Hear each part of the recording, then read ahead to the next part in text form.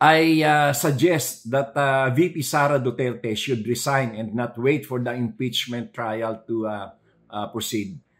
Ito ang panawagan ni Presidential Advisor on Poverty Alleviation o PAPA Secretary Larry Gadon kay Vice President Sara Duterte. Kasunod na rin ito ng kinakaharap na impeachment trial ni VP Sara sa Senado na una nang na-impeach sa Kamara.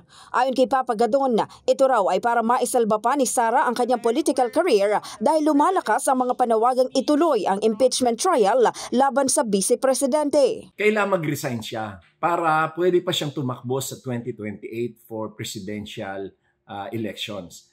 Ayon kay Gadon, kung tuluyang mai-impeach si VP Sara ay hindi na ito makakatakbo bilang Pangulo sa 2028 election dahil maaari itong ma-disqualify sa paghawak ng anumang pwesto sa gobyerno.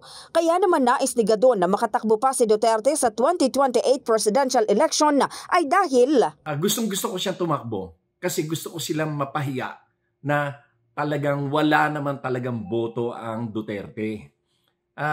Masyado lang sila nag-claim na number one, mga ganyan. Pero actually, hindi. Walang boto ang Duterte. Oras na mataluan niya ito ay malalaman ni VP Sara na wala naman talagang boto ang mga Duterte at hindi sapat ang boto ng mga taga Davao at ilang lugar sa Visayas para ipanalo siya sa pwesto. Dagdag pa ni Gadon, nanalo lamang si dating Pangulong Rodrigo Duterte noong 2016 dahil dinala ito ng pamilya Marcos.